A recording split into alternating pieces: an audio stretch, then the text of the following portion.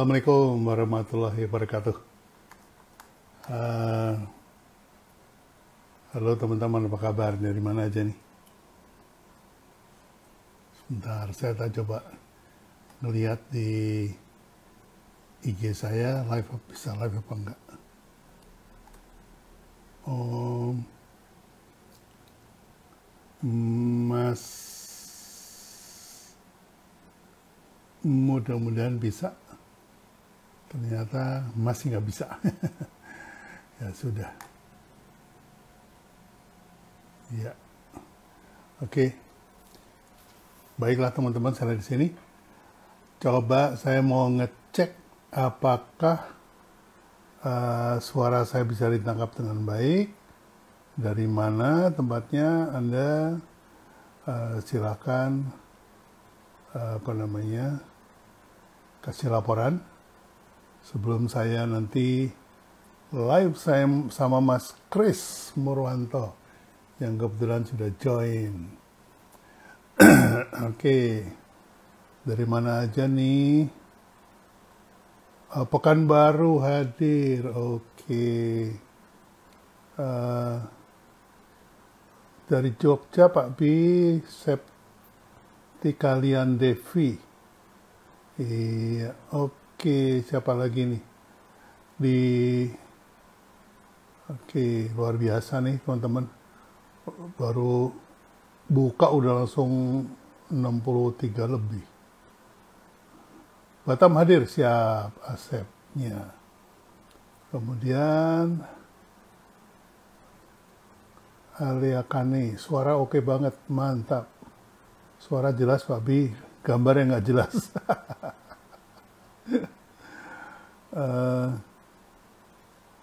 Oke, siapa lagi nih yang udah join?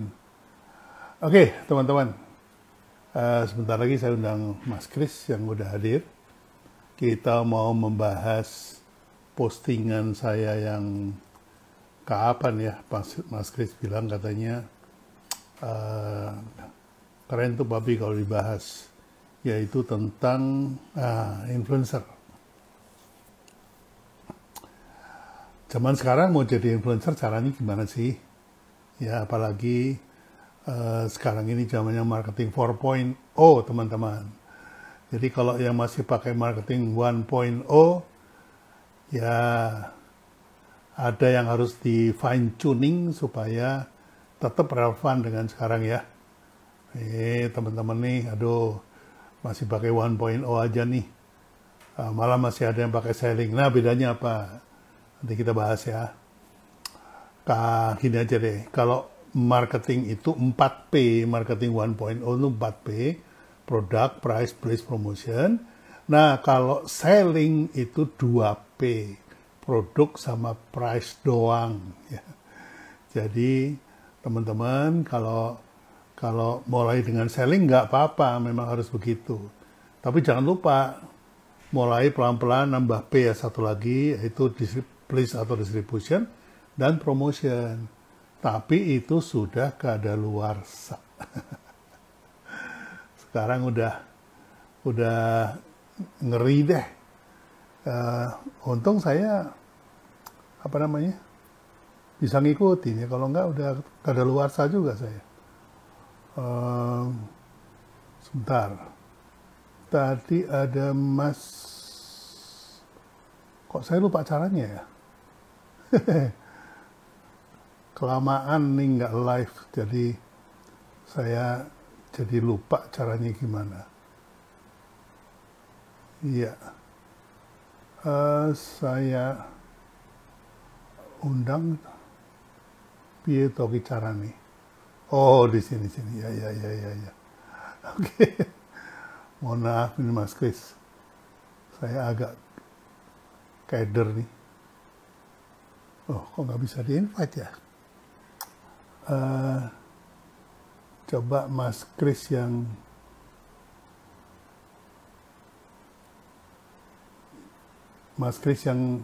request deh biar cepetan. Saya udah lupa caranya untuk undang live. Monggo Mas Chris silakan.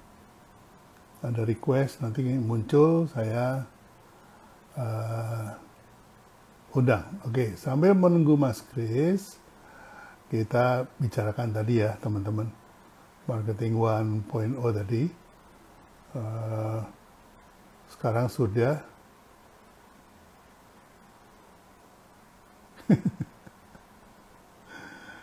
kok saya nggak tahu cara request ini gimana sih?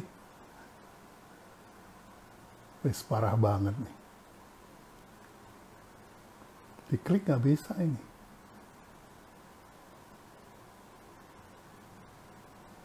Teman-teman tolongin deh, ini saya nggak tahu cara request ngundang untuk masuk. Bentar.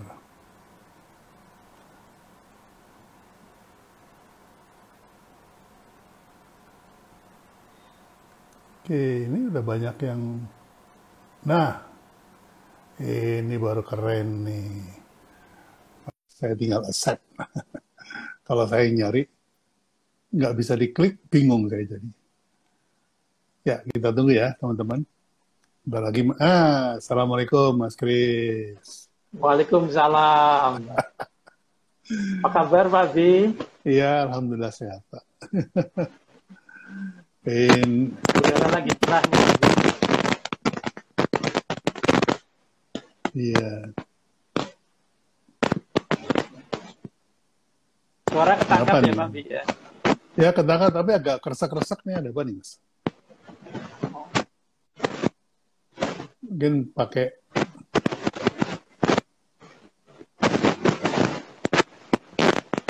iya. Agak kresek-kresek, Mas Kris. Oh. Ininya mungkin Apakah membantu, Pak Bi? Ya, udah lebih bagus. Nah, sekarang kameranya diturunkan sedikit. Mas Kris kepotong separuh.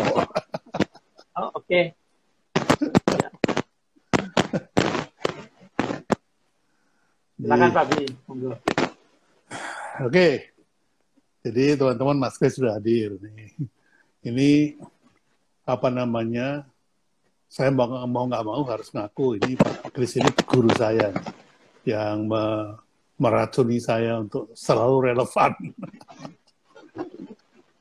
Kata Pak Kris, Pak Bi nggak boleh tua, harus relevan terus. Nah, monggo silakan Mas Kris memperkenalkan diri. Mungkin ada beberapa follower saya yang tidak atau belum dekat dengan Mas Kris, silakan. Pak Bi, Assalamualaikum warahmatullahi wabarakatuh. Ya, sebentar Mas Kris. Ini kayaknya colokan iPhone Anda ini agak, colokan earphone Anda agak kendor nih. Oh, oke. Yang ke handphonenya Mas, ke handphonenya. Mungkin kendor.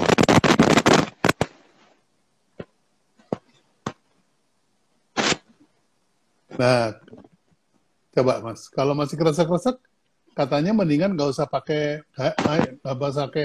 earphone katanya. Oh, Ya, dibuka. Masih.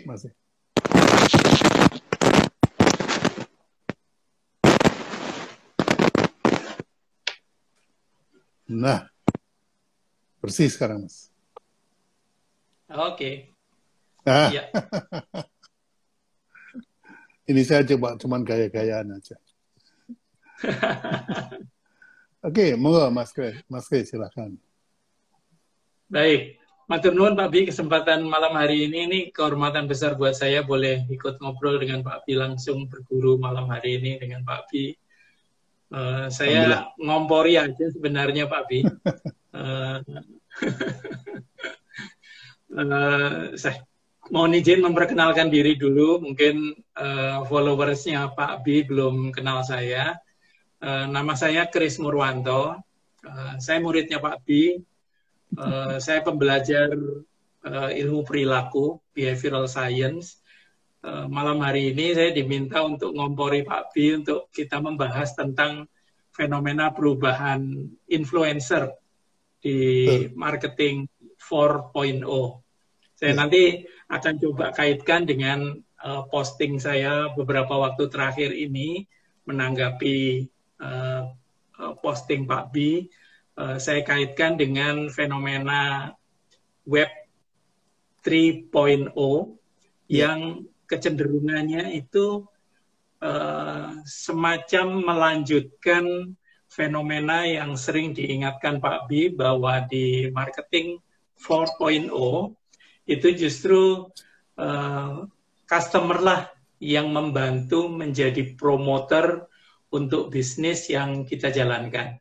Nah, nanti di Web 3.0 ada fenomena desentralisasi istilahnya, yang itu akan makin memperkuat lagi aspek yang Pak B sering ingatkan tentang customer sebagai promoter bisnis kita. Kira-kira itu Pak B. Ya, jadi teman-teman udah tahu ya. Jadi Pak Kris ini memang tempat kita belajar bersama.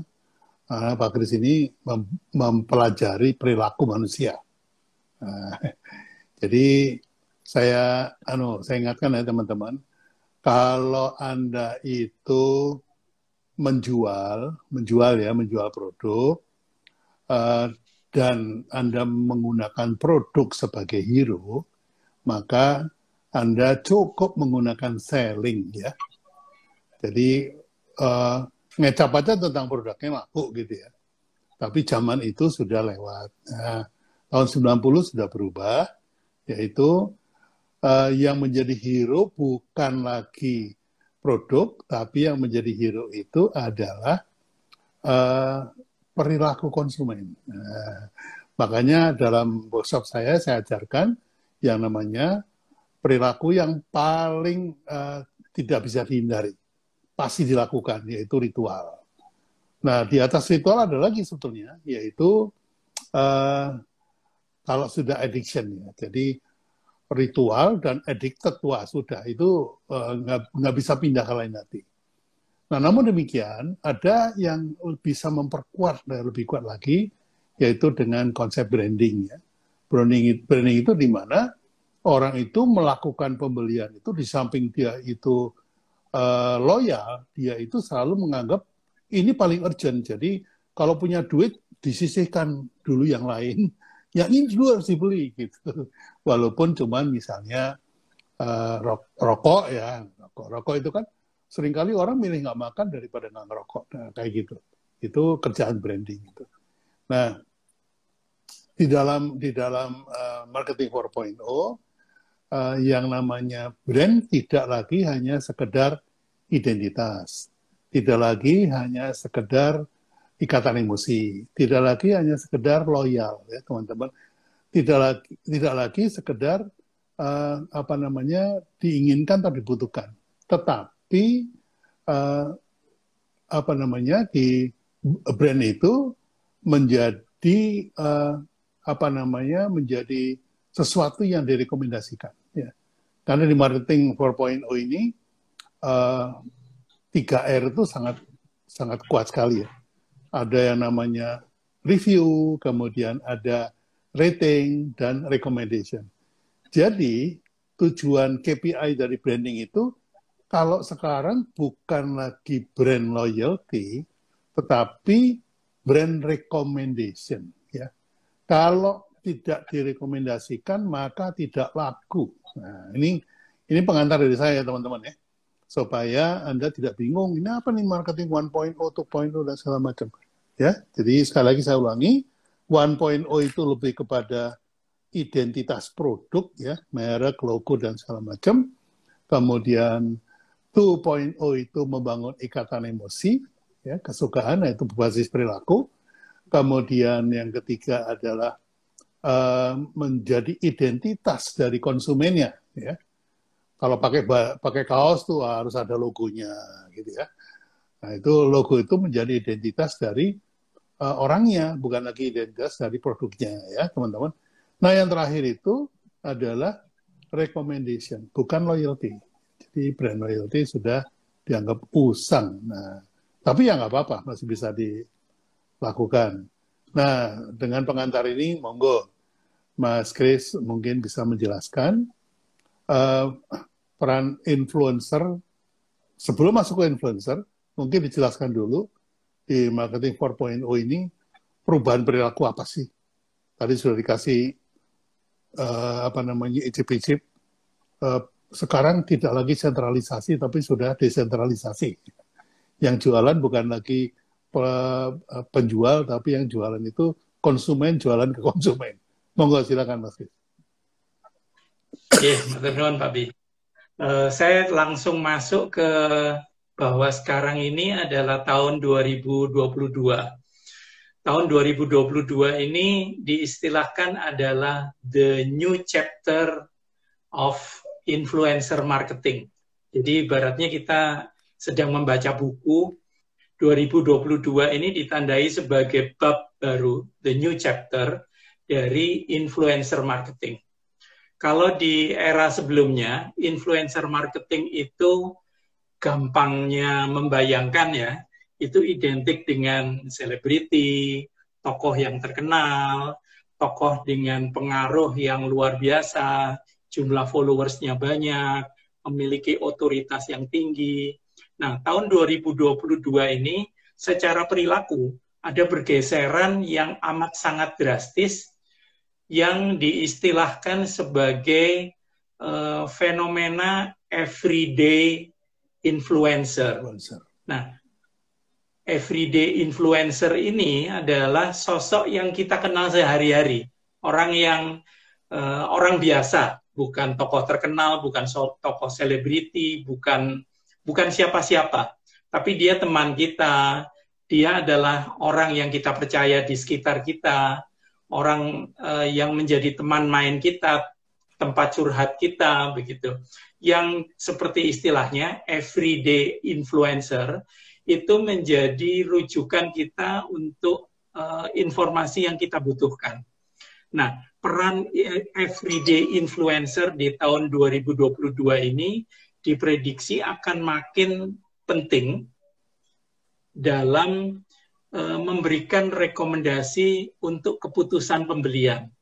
Jauh lebih penting dibanding yang bisa diupayakan melalui traditional celebrity influencer. Jadi influencer apakah itu selebriti, tokoh atau sosok yang memiliki pengaruh luas itu tetap akan ada di sekitar kita, tetap diperlukan kehadirannya. Tetapi ada satu pergeseran ketika masyarakat itu ada pada level membutuhkan informasi yang lebih terpercaya dan itu dia butuhkan di lingkungan pergaulan terdekat dia, tempat hangout dia, tempat kumpulan dia bersosialisasi, maka yang dia tanya, yang jadi sumber informasi rujukan, itu adalah para everyday influencer.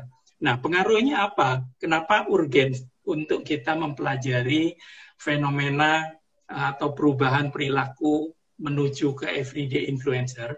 Karena ini tidak saja mengubah paradigma dan definisi kita tentang influencer, tetapi bahkan mengubah yang kita istilahkan sekarang sebagai sosial media atau jejaring sosial. Kenapa berubah?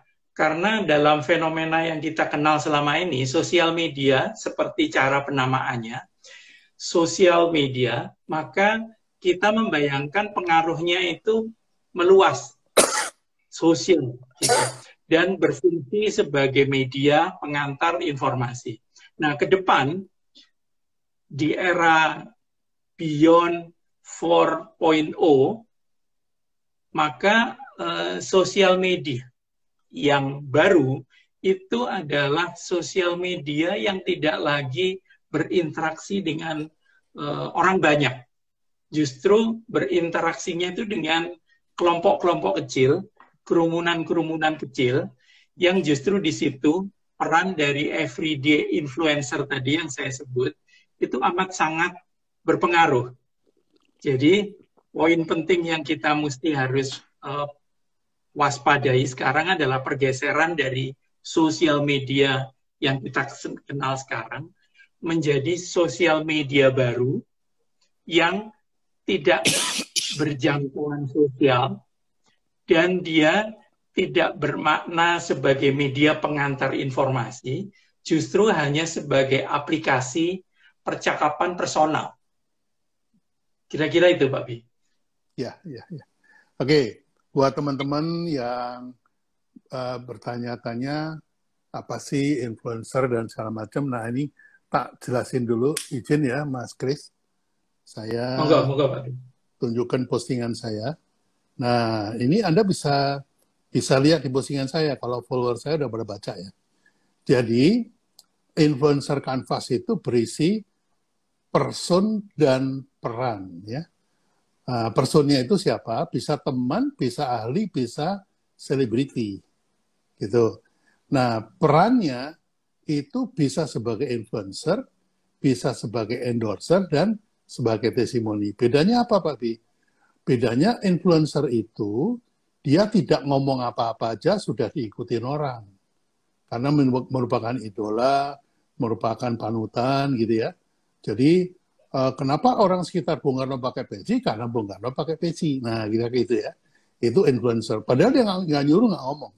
Nah, kalau nyuruh, ngomong, itu namanya endorser. Tapi dia sendiri nggak pakai. Dia cuma cerita. Ya, dia cerita. Ini adalah endorser. Nah, kalau yang namanya testimoni, itu dia pakai, dia menceritakan pengalaman dia, bagaimana pengalaman dia memakai. Nah, itulah yang disebut testimoni. Ya, testimoni. Jadi, kalau dilihat dari peringkat ininya, pengaruhnya, itu justru yang yang pertama, influencer. Orang dia nggak ngomong apa-apa, tapi mengubah perilaku orang.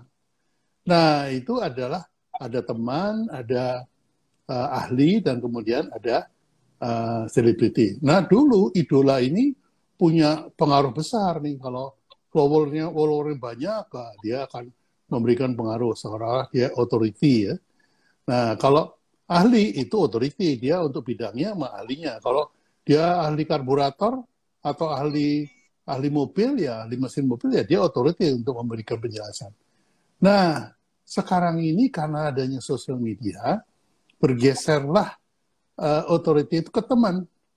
Orang lebih percaya teman daripada percaya selebriti. Nah, ini adalah ini ya teman, kanvasnya ya, membantu memudahkan untuk membaca. Silakan kalau mau di capture juga boleh, karena ini ada di ini saya di postingan saya. Silakan kalau mau follow untuk everyday influence by me. Begitu Mas Kris. Monggo silakan Mas Kris. Siap. Nah, untuk memudahkan teman-teman untuk memahami yang saya jelaskan dan tadi juga disampaikan Pak Bi, mungkin kita melihat dalam situasi sekarang ini. Jadi sekarang ini orang lagi bicara tentang fenomena TikTok misalnya. Nah, TikTok ini adalah contoh dari sosial media jenis baru, begitu. Jadi kalau sosial media jenis yang lama itu misalnya contohnya adalah Facebook, Twitter, Instagram, gitu. Itu adalah contoh dari sosial media tipe yang lama, yang di situ peran dari selebriti influencer itu amat sangat berpengaruh. Jadi tokoh-tokoh dengan followers yang banyak, dengan kemampuan menginfluence masyarakat yang sangat luas, itu menjadi efeknya itu memperkuat pesan yang disampaikan melalui sosial media dalam bentuk Facebook, dalam bentuk pesan di Twitter, pesan di Instagram, dan seterusnya. Nah, dalam perkembangannya, kita mengenal sosial media jenis yang baru. Salah satunya yang sekarang lagi sedang banyak dibicarakan itu adalah TikTok. Jadi dalam pengkategorian, sebenarnya TikTok itu tidak masuk atau tidak bisa dikategorikan sebagai sosial media. Kenapa? Karena dia sejak awal itu tidak berorientasi untuk menyampaikan pesan ke banyak orang. Jadi teman-teman mungkin selama ini mungkin tidak terlalu memperhatikan ya. TikTok itu tidak terlalu mementingkan jumlah followers, gitu. Jadi kalau di Instagram, kalau di YouTube, kalau di Facebook, di Twitter, kita didorong, kita di-encourage, disemangati untuk memiliki jumlah follower sebanyak mungkin, karena kemampuan kita untuk bisa mempengaruhi atau menginfluence dalam skala yang luas, itu akan bisa membuat efek mempengaruhi itu bisa berlipat ganda. Pesan itu bisa lebih meluas dan tersampaikan dalam jangkauan jarak yang luas, begitu. Nah, tetapi sosial media jenis baru seperti TikTok, itu dia justru sifatnya mengerucut ke kelompok kecil, begitu. Jadi kalau saya adalah pengguna TikTok dan penyuka resep masakan, begitu, maka lingkungan tempat saya ber-TikTok itu adalah kelompok kecil ini. Yang muncul sebagai pesan di TikTok saya itu adalah berkaitan dengan hobi masak-memasak atau resep masakan saya. Nggak ada yang lain, nggak ada misalnya nyanyi-nyanyi, atau komedi, atau prank, atau challenge, dan lain sebagainya yang sekarang lagi banyak diminati. Jadi berbeda dengan sosial media yang selama ini kita pahami, TikTok itu lebih tepat diistilahkan sebagai platform penyebar konten. Jadi bahasa Inggrisnya istilahnya Content Distribution Platform, atau disingkat CDP. Bahkan ada yang mengistilahkan TikTok ini adalah entertainment application, jadi aplikasi penghibur, aplikasi hiburan. Nah, itu jenis yang berbeda yang tidak kita temui pada kategori sosial media yang lama. Nah, apa pengaruhnya? Pengaruhnya adalah pada pergeseran cara bersosial media yang tadi sudah dijelaskan Pak Bi. Di 4.0, yang menjadi promotor itu mempromosikan pesan kepada kelompok yang terbatas, kelompok yang sempit. Jadi, misalnya saya membujuk teman saya untuk membeli satu barang, gitu. Maka saya tidak berkepentingan untuk menjelaskan daya tarik dari produk yang saya tawarkan itu ke 1.000 orang atau 10.000 orang. Enggak. Kepentingan saya adalah meyakinkan teman di kelompok saya yang hanya berisi 10 orang. Saya yakinkan, saya pengaruhi agar membeli satu produk tertentu yang saya anggap layak untuk dikonsumsi. Nah, sosial media jenis baru, dalam hal ini contohnya adalah TikTok, itu adalah jenis media baru yang memiliki kemampuan, keunggulan untuk menyampaikan pesan ke kelompok yang terbatas. Kalau misalnya toh itu adalah bentuk hobi, misalnya menyanyi atau nari-nari atau komedi, begitu, itu sifatnya terbatas.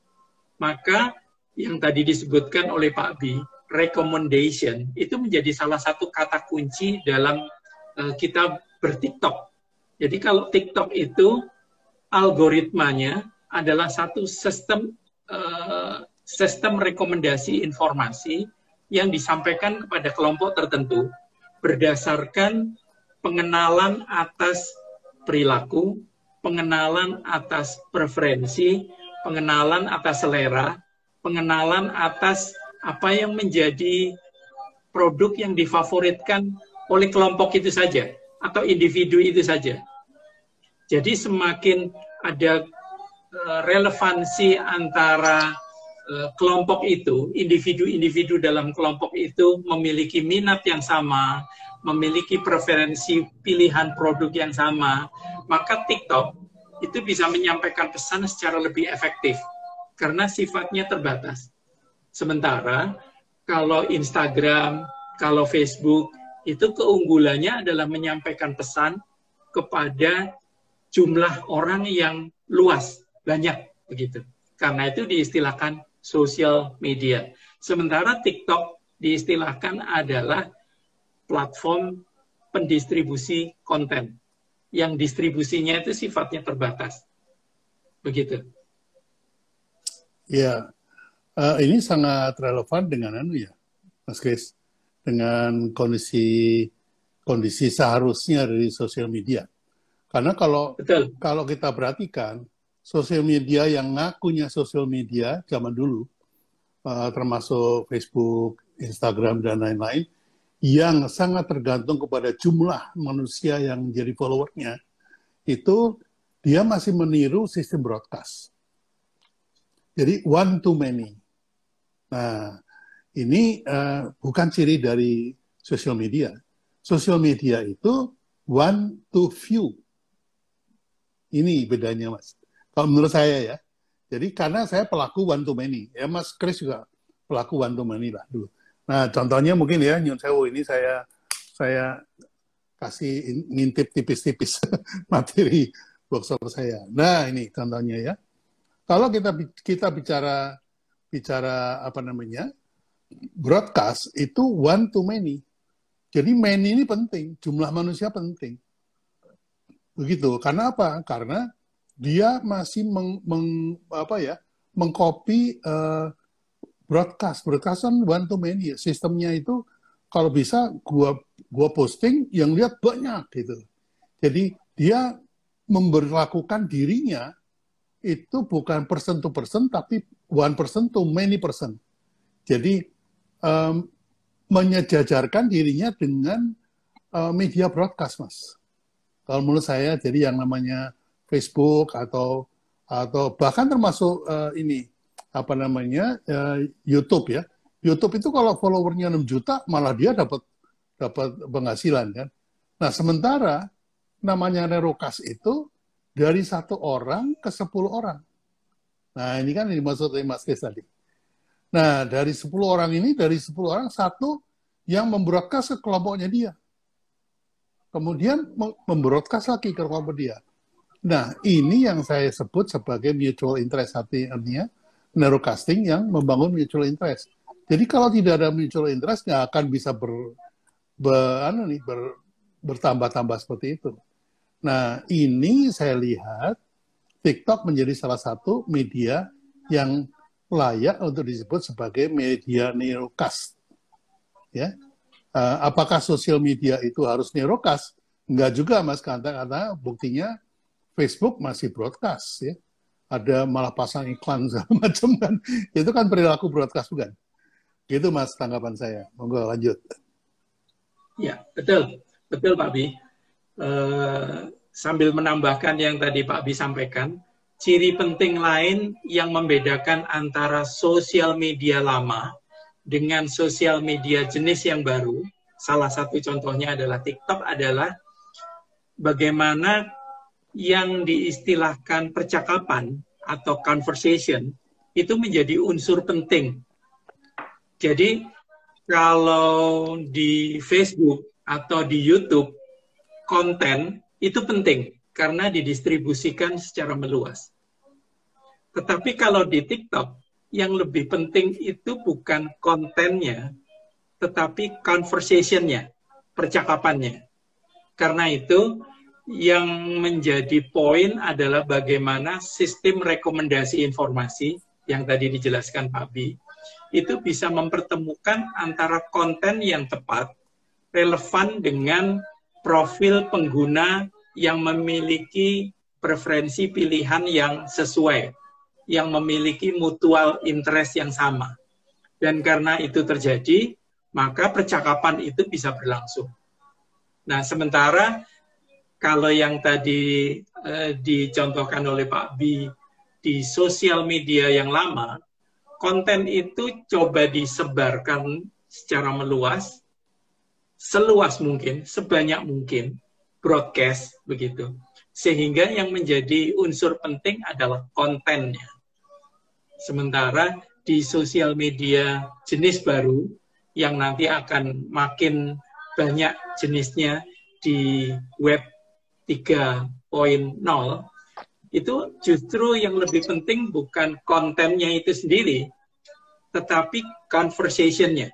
Dan conversation itu terjadi apabila ada relevansi antara para komunikator dengan komunikannya, antara penyedia pesan dengan yang mengkonsumsi pesan. Nah, pada aspek itulah klop dengan yang tadi dijelaskan oleh Pak Bi, di marketing 4.0, fungsi promoter itu bercakap-cakap dengan sesama pengguna atau sesama konsumen untuk saling meyakinkan agar mereka membeli satu produk atau jasa tertentu kepada yang direkomendasikan. Kira-kira begitu, Pak Bi.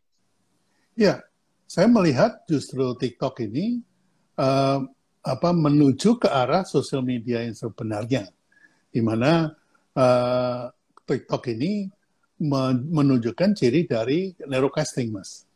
Jadi satu orang ke view, one to view, bukan one to many. Kalau one to many kan akhirnya kita kembali ke broadcast lagi ya. Nah, saya melihat sebetulnya TikTok ini tergantung kontennya, Mas. Kalau kontennya itu tidak bisa lepas dari 6 tingkat yang selama ini kita yakini bersama. Yang pertama awareness, ya. Jadi kalau kontennya itu sekedar joget-joget, maka itu awareness, ya. Awareness. Nah, kalau kemudian ingin memberikan knowledge, itu dia harus memberikan memberikan konten yang lebih menjelaskan apa yang dimaksud dengan jogetan-jogetan ini, gitu. Kemudian untuk membangun liking, membangun kesukaan, maka TikTok mempunyai kemampuan untuk menyampaikan yang namanya infotainment. Ya, jadi kalau awareness itu cukup dengan entertainment, kemudian knowledge itu harus ada informasi. Nah, kemudian tingkat berikutnya adalah infotainment, yaitu membangun liking, yang lalu membangun preference, gitu. Nah, ini kalau konten kreatornya pinter, ini bisa berjenjang, Mas. Bisa berjenjang. Jadi, memanfaatkan narrowcasting, artinya penyebaran berita yang tidak one to many, one to one bahkan ya, tapi menggunakan konten yang menuju gitu. Jadi kembali ke zaman dulu, Mas, sebetulnya. Disiplin ilmunya kembali ke zaman dulu. Nah, hanya bentukannya aja yang berbeda, yaitu kalau sekarang gratis ya, kalau dulu berbayar. Saya juga melakukan dulu awareness lewat TV, itu berbayar. Kemudian menciptakan liking, bahkan preference, lalu kemudian terakhir adalah loyalty, itu menggunakan sistem broadcast. Nah, ini berapa saya, Mas. Tambahan dari Mas Kris, monggo silakan. Ya, nah yang dijelaskan Pak Bi barusan ini kaitannya adalah dengan yang di awal tadi sudah dijelaskan oleh Pak Bi tentang bagaimana influencer itu ke depan itu perannya menjadi berbeda, begitu. Kalau istilah saya tadi, ada perubahan perilaku dari yang awalnya selebriti influencer, katakanlah misalnya contohnya Raffi Ahmad atau Rachel V-nya atau bintang-bintang yang memiliki followers puluhan juta gitu. Itu adalah contoh dari influencer yang cocok dengan sosial media jenis lama. Nah, siapa yang cocok dengan sosial media jenis baru? Saya tadi istilahkan adalah everyday influencer. Orang-orang di sekitar kita, orang-orang biasa, yang itu mereka justru bukan mengandalkan kemampuan untuk bisa berbicara dengan puluhan juta orang, bukan. Tetapi mempengaruhi, meyakinkan teman yang dia sudah kenal betul, karena memang teman kelompoknya dia, untuk katakanlah misalnya, dibujuk, diyakinkan untuk membeli produk tertentu. Jadi bagaimana meyakinkan orang, itu kan pasti dengan cara percakapan. Nah, selama ini yang diistilahkan influencer dalam pengertian lama, percakapan itu nyaris tidak terjadi karena sifat penyebaran pesannya itu satu arah. Ketika Raffi Ahmad misalnya meyakinkan para fansnya, belilah pena ini, begitu. Nyaris tidak ada kesempatan untuk melakukan percakapan. Konsumen atau audiens atau followersnya Raffi Ahmad hanya mendapatkan pesan ajakan Raffi Ahmad untuk belilah pena ini, begitu. Nah, berbeda dengan di TikTok.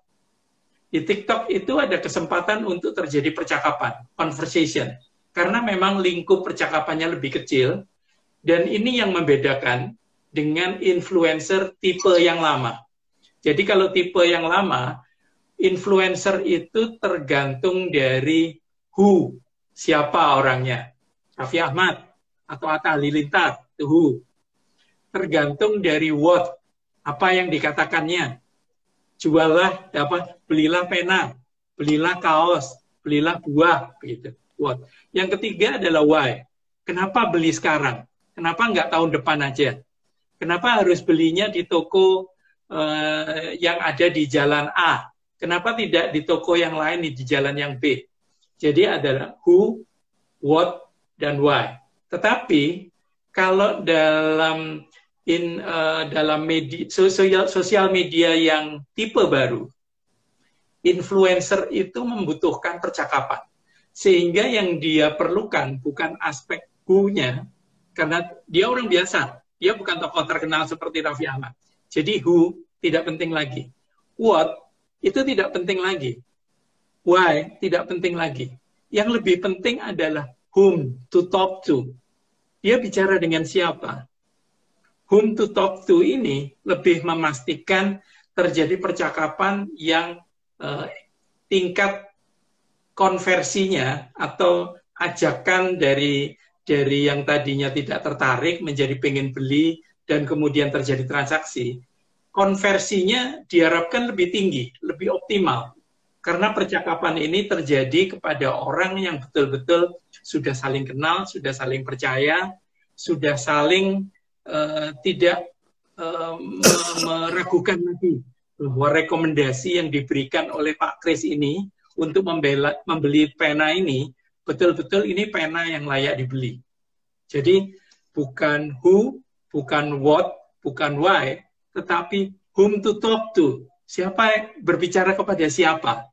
Itu yang selama ini jarang dibahas tentang apa sebenarnya bedanya antara influencer di sosial media yang lama, yang berorientasi komunikasi atau percakapan yang meluas, dengan influencer di sosial media tipe baru, yang itu justru melingkup ke kelompok yang terbatas dan membutuhkan satu kemampuan personal conversation. Kira-kira begitu, Pak. Iya. Nah, ini sebetulnya sejalan dengan malah marketing 3.0, Mas, itu sudah menyuruh kita untuk ini, Mas. Nah, jadi kalau tadinya itu marketing 1.0 adalah ini, 2.0 adalah ini, dan ini adalah 3.0, di mana conversation itu menjadi penting antara lu dan gue, two ways communication. Kalau lu ngomong, gue dengerin. Kalau gue ngomong, lu dengerin. Jadi ada tanya jawab, Mas. Nah, ini nampaknya semakin menuju ke sana. Karena sekarang kalau perilaku teman-teman yang menggunakan sosial media zaman sekarang itu lebih kepada beranggapan dia broadcast aja ke followernya gitu. Padahal followernya itu perlu dimanusiakan. Oleh karena itu, apa yang saya amati di feed-nya Mas Kris, setiap Mas Kris posting, ada yang komen, Mas Kris jawab lagi. Nah, itulah inti daripada sosial media, di mana percakapan menjadi peer-to-peer, orang ke orang, menjadi narrow conversation, bukan menjadi broad conversation. Nah, ini pemahaman yang sering dilupakan oleh teman-teman nih. Jadi, kenapa saya selalu menjawab komen? Karena saya konsisten dengan yang saya ajarkan, bahwa hari ini itu zaman di mana orang bicara two-way communication, tidak lagi one-way communication. Nah, ini sejalan dengan yang Mas Kes tadi tambahkan. Nah, ke depannya justru ketika menjadi advocate, itu mengadvocate dalam arti kata two-way communication. Kalau dijadi evangelis dalam arti kata two-way communication, tidak hanya sekedar gue punya follower banyak, ya udah gue broadcast, lu baca nggak baca terserah lu kenal gue apa nggak penting, itu nggak boleh itu Mas. Jadi ini semakin tajam dan dimulai dengan diprakarsai oleh TikTok, kelihatannya two-way communication ini menjadi suatu keharusan. Dan bahkan sebetulnya para pengguna Instagram, pengguna Facebook, atau pengguna Twitter itu harus melakukan two-way communication. Itu pendapat saya, Mas. Monggo, silakan. Betul, Pak Bi. Bahkan yang disampaikan Pak Bi ini kecenderungannya nanti akan makin berkembang ke era metaverse, Pak. Jadi kan belum lama ini kita sempat rame membicarakan metaverse gitu. Nah, metaverse ini sebenarnya adalah salah satu dari perwujudan Web 3.0 atau Web 3.0. Web 3.0 sendiri sebenarnya kita sedang menuju perjalanan ke sana.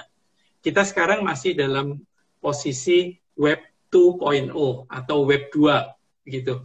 Web 2 ini adalah cara berkomunikasi internet yang seperti kita jalani sekarang, mobile internet. Nah, nanti dalam perkembangannya ketika kita masuk ke era internet 3.0 atau metaverse, maka yang saya istilahkan di awal tadi, terjadi desentralisasi, itu menyebabkan komunikasi itu tidak lagi bersifat kerumunan massal, begitu. Tapi komunikasi, juga transaksi, bahkan koneksi, itu terjadi orang per orang. Makanya diistilahkan desentralisasi. Desentralisasi. Jadi ini lawan kata dari sentralisasi. Mengumpul. Jadi betul. Kalau sekarang ini kan Facebook itu sifatnya sentralisasi. YouTube sentralisasi. Twitter sentralisasi. Instagram sentralisasi. Semua mengumpul ke satu pusat yang namanya platform sosial media itu sendiri. Nah, nanti ke depan di Web 3.0 tidak ada satu platform tunggal yang mendominasi, begitu. Tidak ada. Karena semua nanti akan terdesentralisasi menjadi platform kecil-kecil, platform yang terdesentralisasi. Maka istilahnya nanti ke depan adalah D-apps. D-nya itu D, itu desentralisasi, apps-nya itu mewakili aplikasi. Jadi TikTok yang sekarang kita kenal, itu adalah salah satu contoh dari sosial media jenis baru yang sedang dalam perjalanan menuju ke Web 3.0, di mana dia sebagai aplikasi, karena dia bukan sosial media ya. TikTok itu secara perwujudan entitas bisnis, dia bukan sosial media. Dia menyebut dirinya adalah aplikasi. Nah, nanti ke depan perjalanan TikTok dan jenis-jenis sosial media jenis baru seperti TikTok itu akan makin menjadi aplikasi yang terdesentralisasi, yang akan memungkinkan terjadinya percakapan seperti yang tadi disampaikan Pak Bi, yang sifatnya melingkup orang per orang, kelompok per kelompok, peer to peer, person to person, dan itu tidak lagi membutuhkan satu platform yang dominan, misalnya Facebook atau Meta atau Google, nggak lagi diperlukan. Nanti transaksinya akan juga orang per orang. Maka ada salah satu model bisnis yang nanti akan diprediksi akan sangat berkembang, itu adalah direct to avatar. Jadi kalau sekarang, bisnis yang kita kenal sekarang ini kan orientasinya berfokus kepada customer, kepada manusianya. Dan nanti berkembang di era metaverse, di era Web 3.0, itu manusianya sudah tidak lagi terlalu penting berperanan. Yang berperanan itu justru avatarnya. Jadi sosok apa ya, sosok representasi digital dari diri kita yang diistilahkan avatar inilah yang menjadi fokus dari bisnis masa depan. Nah, avatar ini nanti butuh pakaian, butuh misalnya sepatu, atau butuh tas, butuh mobil, butuh kemana-kemari. Itu semua kebutuhan avatar itulah yang akan ditransaksikan. Nah, transaksinya itu langsung ke avatar, dari avatar ke avatar, dari penjual kepada avatar. Makanya istilahnya model bisnis ke depan diistilahkan adalah direct to avatar, langsung ke avatar. Nah, model barunya akan seperti apa memang saat ini belum bisa digambarkan secara konkret ya. Tetapi kurang lebih akan mengarah ke sana. Jadi komunikasinya itu akan orang per orang, kelompok per kelompok. Begitu juga transaksinya akan tidak lagi seperti sekarang, melibatkan banyak orang lagi, melibatkan masyarakat yang sampai puluhan juta misalnya, atau ribuan orang. Nggak lagi. Transaksi itu terjadi dalam kelompok terbatas antar orang per orang. Avatar to avatar. Direct to avatar. Begitu, Pak Bi. Ya, ini untuk teman-teman ya, ini kita nggak usah khawatir bahwa wah kok saya belum tahu, wah kok saya ketinggalan zaman. Tenang aja, nanti sambil jalan kita akan masuk kok ke situ. Bahwa ada yang duluan, ada yang belakangan, itu samalah.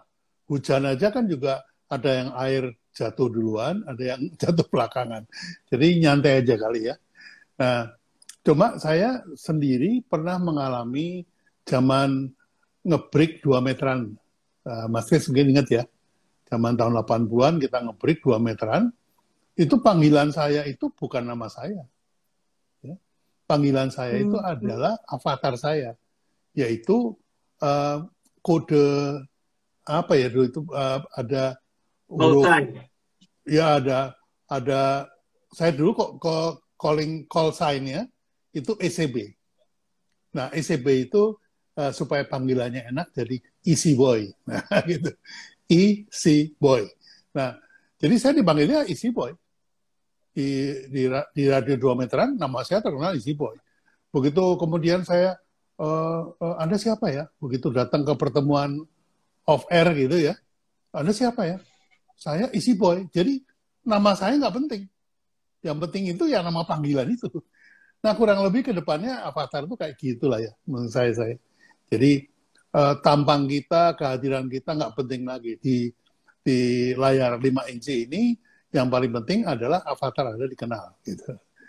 Jadi itu justru sebetulnya kembali ke menyembunyikan identitas asli sebetulnya, Mas. Nah, ini pendapat saya seperti itu.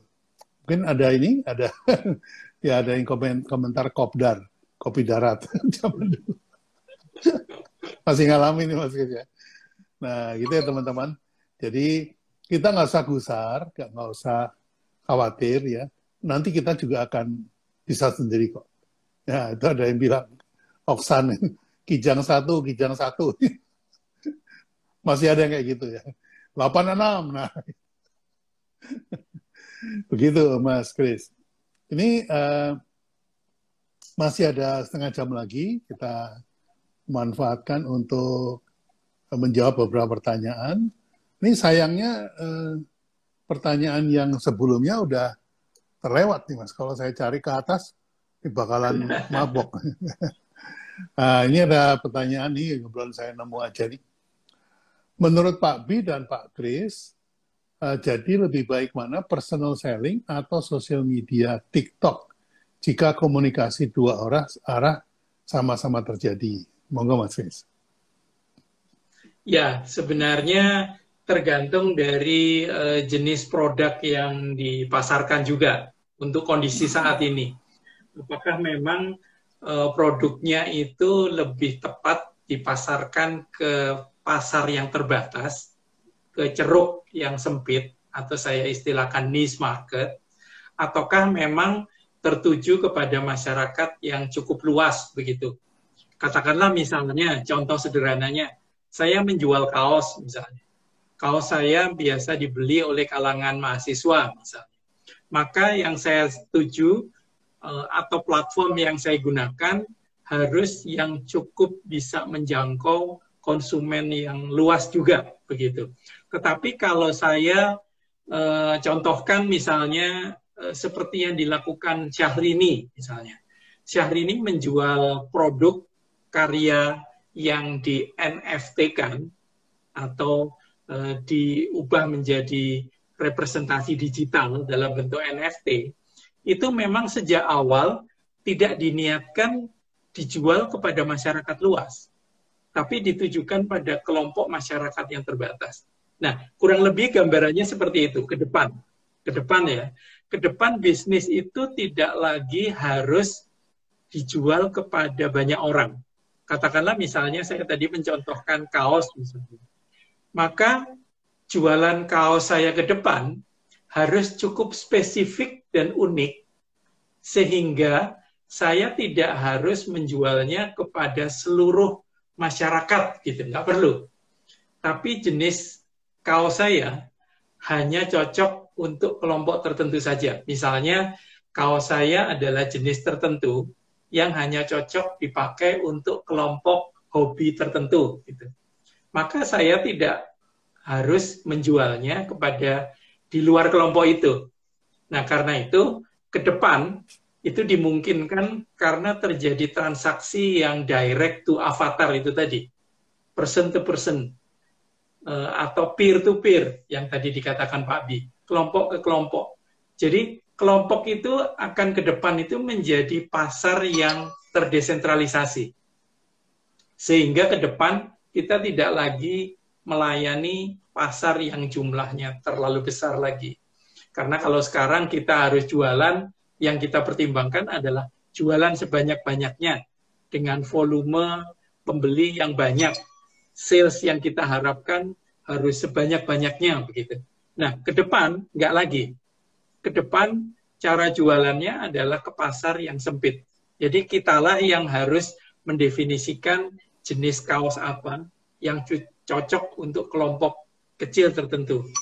Kalau saya jualan produk tertentu yang lain, misalnya sepatu begitu, jenis sepatu jenis apa yang sesuai dengan kelompok terbatas atau kelompok yang khusus. Jadi kembali kepada produk yang akan dijual untuk kondisi saat ini.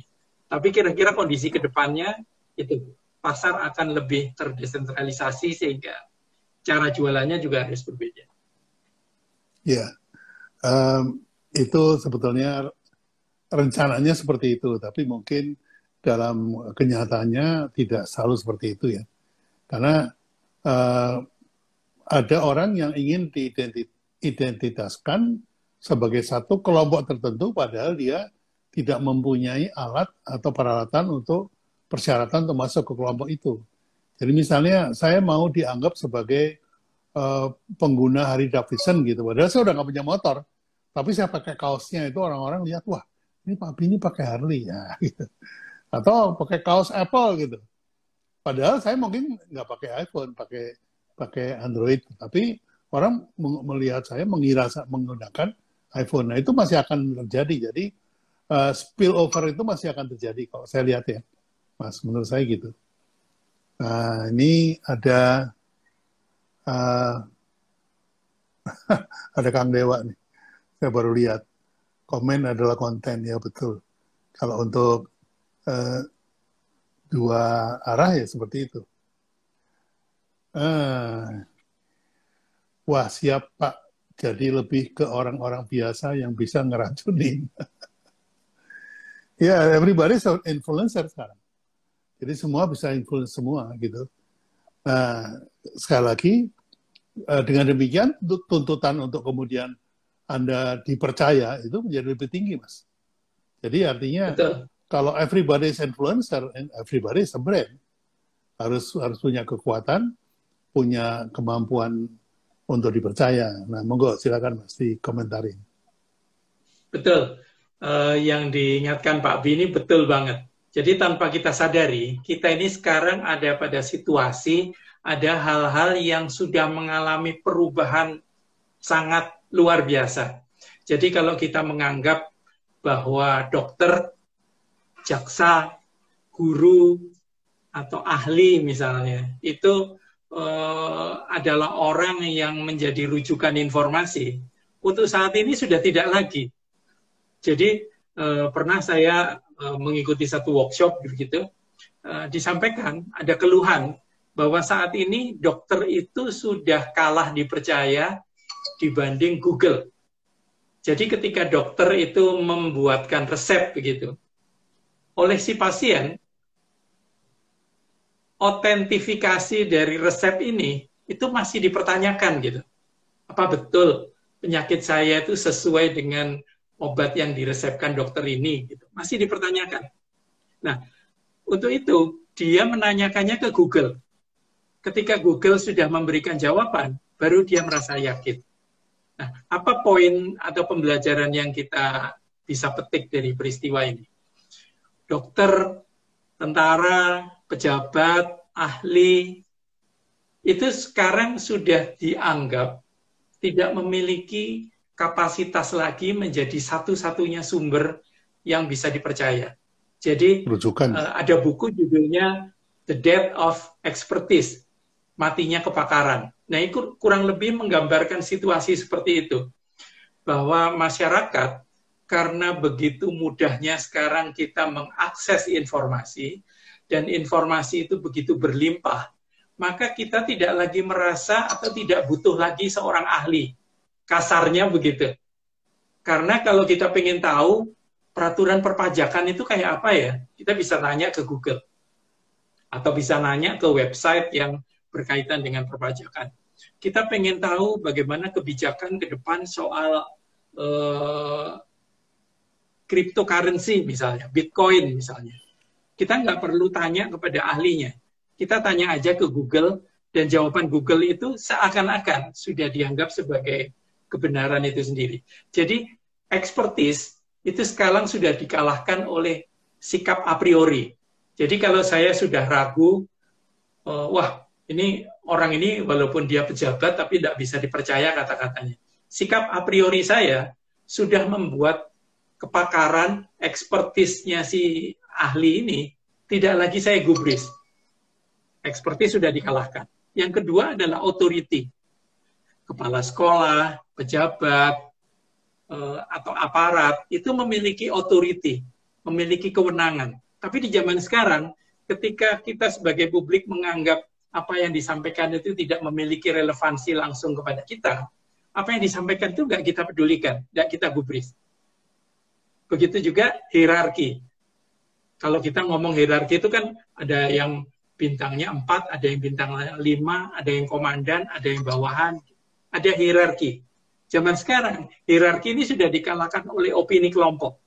Peer-to-peer tadi istilahnya Pak Bi. Ketika kelompok saya mengatakan bahwa Pak Jenderal itu bohong itu, walaupun dia bintangnya 5, tetap aja nggak digubris, tetap aja nggak dipedulikan. Begitu juga soal kualitas. Hari-hari ini kita menyaksikan sendiri bagaimana media, apakah itu TV, apakah itu radio, apakah itu media massa yang lain, nyaris tidak lagi bisa membedakan antara kualitas dengan viral. Dianggap yang viral itulah yang layak untuk diberitakan. Padahal belum tentu itu berkualitas dan layak untuk kita konsumsi. Yang terakhir, sikap independensi. Jadi misalnya yang selama ini kita anggap bahwa kita tahu konten yang diposting Pak B berkualitas dan saya memberikan likes misalnya atau memberikan komentar, betul Pak B, ini sesuai dengan yang saya rasakan, misalnya seperti itu. Itu adalah bentuk independensi saya secara objektif memberikan komentar kepada Pak B, postingannya Pak B. Hari-hari ini sudah nyaris dikalahkan. Dikalahkan oleh siapa? Sistem rekomendasi. Jadi ketika algoritma itu tidak membuat saya berjumpa dengan postingannya Pak B, maka saya nggak bisa berkomentar di postingan Pak B. Jadi algoritma itu sekarang menjadi satu sistem rekomendasi yang mempertemukan kita dengan informasi seperti apa, menghubungkan kita dengan orang yang mana. menjadikan kita menjadi bagian dari network yang mana gitu. Algoritma, sistem rekomendasi informasi inilah yang menghalangi kita untuk bersikap objektif gitu, bersikap independen. Sehingga yang harusnya kita bisa ambil satu sikap yang independen menjadi diarahkan, didikte oleh algoritma untuk kita mengambil sikap atau mengambil keputusan yang sebenarnya itu bukan maunya kita. Tapi karena konten yang disampaikan Pak Bi itu oleh algoritma tidak dipertemukan, tidak muncul di timeline kita, maka saya kehilangan kesempatan untuk menjadi bagian dari postingan Pak Bi yang justru sebenarnya berguna untuk saya. Misalnya seperti itu. Kira-kira seperti itu. Sangat betul sekali, Mas. Jadi malah sekarang yang terakhir itu terjadi, itu hierarki atau kepangkatan itu malah sudah kalah dengan hashtag, Mas. Ya, seorang Kapolri bisa kalang kabut gara-gara hashtag percuma laporan polisi gitu ya. Nah, itu kan satu contoh ya bahwa sosial media ini atau ya kehidupan sekarang ini memang sangat ditentukan oleh mass, bukan lagi oleh otoritas gitu ya. Nah, ini yang bahkan sampai otoritas itu harus lapor kepada massa bahwa gua sudah melakukan ini supaya diakui sama otoritasnya kan gitu. Nah, ini yang menjadi perubahan yang sangat drastis di dalam kita merencanakan campaign, Mas. Jadi campaign kita nggak boleh asik sendiri sekarang. Nah, kalau menurut saya ini, correct me if I'm wrong ya, Mas ya, bahwa business is about traffic. Itu langkah pertama yang harus kita sepakati dulu. Kalau nggak ada traffic, nggak ada bisnis. Nggak ada traffic, nggak ada yang beli. Anda punya barang sebagus apapun, kalau nggak ada traffic, itu nggak akan dibeli. Nah, traffic itu sangat ditentukan oleh sementara kok saya lupa. Jadi, traffic itu ditentukan oleh call to action. Jadi, kalau kita tidak bisa bikin call to action, maka traffic nggak akan mampir ke kita. Contohnya, kalau misalnya kita punya produk bagus sekali, tapi nggak bisa ngundang orang datang ke rumah saya untuk beli. Lalu saya buka lapak di kaki lima, gitu ya, di mana kita nebeng traffic kaki lima. Itu pun juga harus diundang untuk di-invite untuk mampir ke lapak kita. Kalau kita nggak bisa invite, nggak ada bisnis. Ya, kenapa kita nggak bisa invite? Karena barang kita tidak mempunyai call to action. Dibutuhkan misalnya gitu, atau diinginkan, atau secara urgensi ini diperlukan gitu ya. Nah, ini yang menjadi penting. Nah, ini menjadi bergerak ketika ada rekomendasi. Rekomendasi itu yang paling kuat sekarang saat ini ya, itu rekomendasi yang dilakukan oleh Google. Jadi kalau Google itu memberikan rekomendasi, misalnya dicari pakar brand, nama saya keluar. Nah, berarti saya direkomendasi oleh Google. Nah, dari mana Google ini memberikan rekomendasi? Selain dari ini ya, Mas, dari SEO ya. Ini Google itu mencatat semua jejak digital yang saya buat. Atau yang dibuat oleh teman-teman saya, gitu ya. Jadi, jejak digital itulah yang kemudian melahirkan rekomendasi Google. Nah, jadi kalau kita mau create traffic, itu satu-satunya cara adalah membuat jejak digital sebanyak mungkin. Sehingga Anda direkomendasi oleh Google. Itu pendapat saya, Mas. Nah, monggo komentarnya, Mas. Ya, yang mungkin membedakan antara situasi sekarang dengan skenario yang sedang berkembang ini adalah desentralisasi tadi, Pak Bi. Jadi kalau sekarang ini segala sesuatu itu sifatnya sentralisasi yang sifatnya formal. Katakanlah misalnya berkaitan dengan transaksi. Transaksi tentu melibatkan jual beli, ada transfer pembayaran misalnya begitu. Dan saat ini dalam pemahaman kita sekarang ini, transaksi transfer itu harus melibatkan lembaga perbankan. Nah, lembaga perbankan ini kan sifatnya sentral, Pak. Karena sebagai satu lembaga, dia mempertaruhkan public trust, begitu. Supaya pembayaran yang saya lakukan bisa diterima oleh penjualnya, begitu. Ketika transfer itu gagal dijembatani oleh bank itu, maka bank ini nggak kita percaya sebagai pengguna, sebagai konsumen. Nah, ke depan itu nggak lagi diperlukan, Pak Bi. Jadi ke depan ini skenarionya. So, kita juga nggak tahu apakah itu kejadian atau enggak. Ke depan itu nggak ada lagi lembaga yang sifatnya intermediate, Pak. Karena semuanya terdesentralisasi. Jadi teknologi Bitcoin yang nanti menjadi teknologi yang mentenagai Web 3.0 ini, itu akan terdiri dari bagian-bagian yang saling terpisah komputernya. Jadi ribuan komputer itu membentuk jaringan yang terpisah. Yang antar datanya itu kalau mau di-hack begitu ya, itu akan sulit sekali karena dia terpisah-pisah tadi itu. Kalau sekarang, karena data itu disentralisasi di bank, begitu banknya di-hack, jebol kita. Data kita hilang, uang kita bisa hilang gitu. Nah, nanti teknologi Bitcoin yang desentralisasi itu tidak lagi ada satu lembaga intermediate yang menguasai data kita sendirian, nggak ada lagi. Jadi transaksi nanti akan melibatkan ribuan komputer yang itu data kita parsial ada di sana, parsial ada di sana gitu. Nah, sistem itulah yang memungkinkan keamanan itu nanti ke depan itu lebih bisa dijamin daripada sekarang ini. Ada satu intermediate, ada satu sentralisasi yang nanti justru dikhawatirkan akan menimbulkan risiko apakah itu data hilang, apakah data dicuri gitu. Nah, dengan desentralisasi yang nanti akan berkembang di Web 3.0, maka tidak ada lagi lembaga perbankan dominan, tidak ada lagi sosial media yang dominan, tidak ada lagi lembaga-lembaga yang menjadi perantara bisnis yang dominan. Tidak diperlukan lagi, gitu, karena direct to avatar, direct to person, begitu. Skenarionya seperti itu. Mungkin itu bedanya, Pak. Jadi transaksi yang terjadi menjadi agak berbeda. Sistem blockchain ya, Mas ya.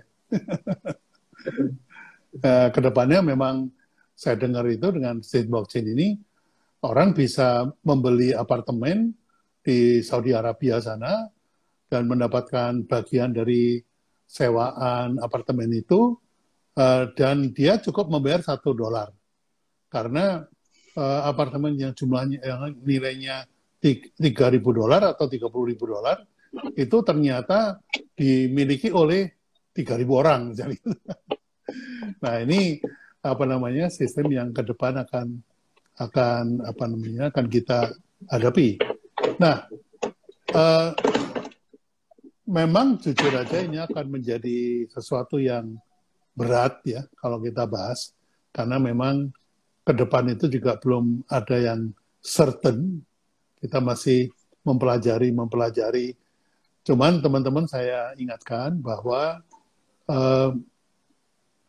bagaimanapun juga kita harus tetap belajar, membuka diri, membuka wawasan. Jangan kita berpegang kepada satu belief kita, ya. Nah, ini menarik nih. Tadi Mas Kris posting bagaimana yang namanya BlackBerry itu ngotot tetap pakai keyboard yang fisik, bukan keyboard yang di layar. Nah, kalau Mas Kris kan mengatakan ini adalah kebebalannya BlackBerry ini. Semua orang udah pindah ke layar kok masih pakai masih pakai sesuatu yang fisik ya, yang udah ketinggalan zaman. Nah, tapi saya berpendapat lain, Mas Kris. Jangan-jangan justru itu akan menjadi ciri khas dan menjadi satu-satunya di dunia bahwa BlackBerry adalah smartphone yang masih pakai keyboard. Monggo Mas Kris, tanggapin Mas. Iya, saya sendiri juga termasuk yang setuju dengan keypad tetap dipertahankan, Pak Bi. Karena ukuran jempol saya termasuk gede. Jadi kalau saya ngetik di layar yang tanpa keypad itu sering keliru mencet hurufnya. Kalau saya harus ngetik teks begitu, kalau di BlackBerry itu lebih nikmat saya, lebih betul. bisa sama bisa pas. Dan merasa lebih ada suaranya klik itu rasanya beda. Iya, baik. Apa namanya? Satu lagi mungkin ya kita akan bahas yaitu tentang marketing 4.0 ini kembali kaitannya dengan ke depan ya. Jadi teman-teman tidak usah kecil hati kalau Anda belum paham apa itu marketing 4.0, itu sebetulnya ada dua lagi yang kita lengkapin ya. Marketing 1.0, 2.0, 3.0, dan 4.0.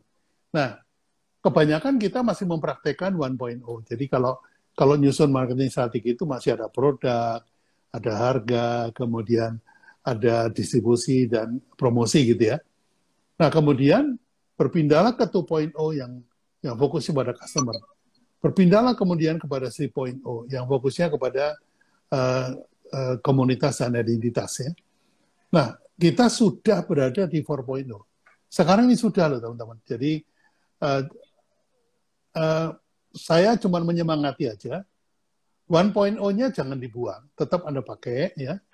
Anda tetap pakai produk price place promotion, tetapi pendekatan kepada konsumennya itu menggunakan 4.0. Jadi mudah sekali untuk memindahkan itu. Saya pun ya seusia ini sudah mempraktekkan 4.0 untuk produk-produk saya. Ya. Jadi teman-teman harusnya sih yang lebih muda dari saya, harusnya tidak akan sulit untuk melakukan itu. Moga Mas Kris, komentarnya gimana nih? Untuk teman-teman yang masih berbasis 1.0, nah sekarang ini tuntutan dari pasarnya sudah 4.0.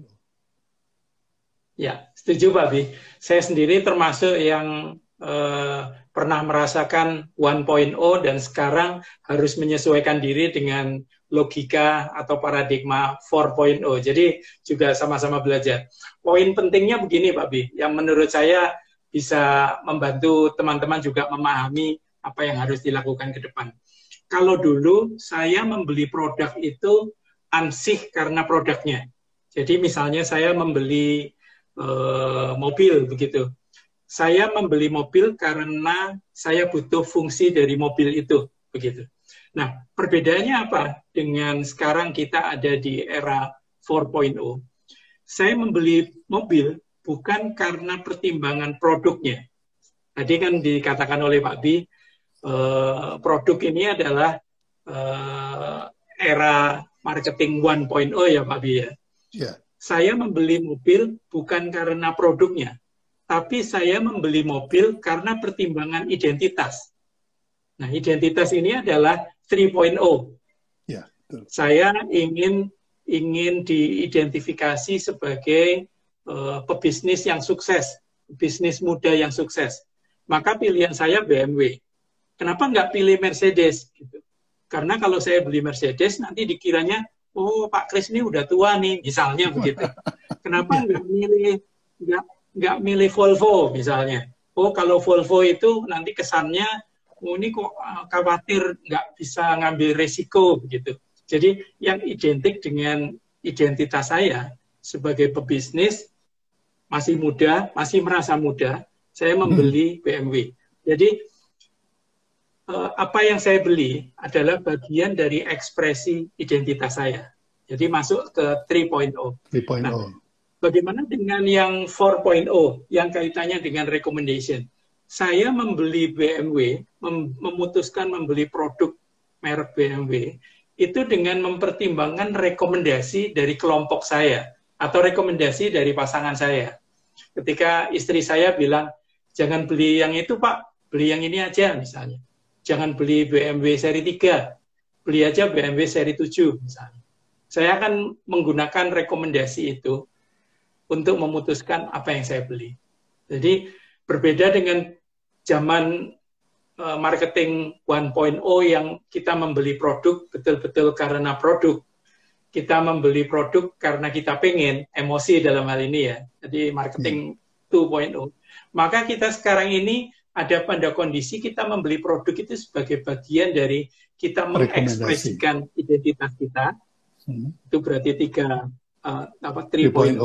Sekaligus juga kita menggunakan rekomendasi dari orang-orang yang kita percaya. Tadi itu, everyday influencer. Apakah itu istri saya, apakah itu teman kerja saya, gitu. Jadi dengan cara itu, Pak, saya mengadaptasi diri saya, tetap melakukan aktivitas, tapi menyesuaikan dengan paradigma marketing 3.0 dan 4.0. Kira-kira begitu, Pak. Ya, betul. Jadi, saya hanya mengingatkan teman-teman bahwa yang masih asik menjual produk, ingat bahwa sekarang orang itu sudah sampai pada titik di mana produk kamu memang bagus, tapi direkomendasikan nggak sama sekeliling saya. Nah, ini menjadi penting. Ya, teman-teman, penting. Oleh karena itu, perbanyak rekomendasi agar supaya Google juga merekomendasikan untuk menggunakan produk Anda. Ini zaman rekomendasi, jadi jangan terlalu asik menginovasi produk, gitu.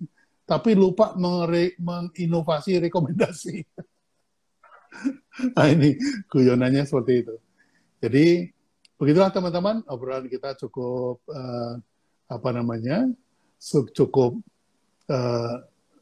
cukup padat ya, dan buat saya sendiri masih sesuatu yang berat untuk dicerna. Jadi teman-teman nggak usah khawatir, kita belajar sama-sama. Nah, sebagai penutup, supaya otak kita nggak terlalu ngebul nih Mas Kris, monggo silakan dirangkum apa yang harus kita lakukan ke depan ini. Ya, kalau kira-kira dirangkum, apa yang kita diskusikan malam hari ini kurang lebih seperti ini, Pak Bi. Bahwa apa yang kita sekarang sedang jalani, itu adalah satu kondisi yang dinamis, terus akan berubah ke depan. Yang kita anggap bahwa influencer itu harus memiliki kemampuan untuk berkomunikasi dengan banyak orang, ternyata dalam perkembangannya nanti, justru media atau kemampuan berkomunikasi itu dituntut untuk memiliki kemampuan bercakap orang per orang, kelompok per kelompok. Begitu juga transaksi, begitu juga cara berinteraksi kita akan berubah terus secara dinamis. Jadi menurut saya, apa yang malam hari ini kita obrolkan hanyalah sebagai penanda saja bahwa kita tetap harus membaca perkembangan, membaca perubahan ini untuk bisa tetap membuat diri kita terus relevan dengan perubahan yang terjadi. Demikian, Pak Bi. Ya, luar biasa, Mas Kris. Tepuk tangan dulu, Mas Kris. Ini Mas Kris ini selalu menyemangati saya yang jauh lebih tua usianya untuk selalu relevan, selalu mengikuti zaman ya. Mudah-mudahan nggak kelihatan tuanya, mudah-mudahan ya. Jadi saya siap untuk berkomunikasi dengan teman-teman ya, mungkin mengupdate atau mengupgrade, monggo silakan. Jadi terima kasih banyak atas perhatiannya, terima kasih atas kehadirannya Mas Kris dan sudah memberikan pencerahan yang luar biasa tentang apa yang hari ini terjadi. Jadi kita perlu saling mengingatkan. Meskipun teman-teman masih mempraktekkan 1.0, jangan ditinggalin. Itu tetap relevan. Ya, tetap relevan. Hanya motivasi orang membelinya aja yang berbeda. Ya, anggap aja seperti itu ya. Jadi, terima kasih banyak sekali lagi untuk Mas Kris. Dan terima kasih untuk yang sudah hadir. Tadi ada 1 juta orang yang hadir. Nggak penting ya Mas Kris ya. Yang penting kita ngobrol peer-to-peer. Dan kita saling mengingatkan bahwa kita harus tetap terbuka atas semua kondisi yang dinamis ini. Terima kasih sekali lagi. Wabillahi taufiq wal hidayah. Wassalamualaikum warahmatullahi wabarakatuh. Terima kasih Mas Kris. Waalaikumsalam warahmatullahi wabarakatuh.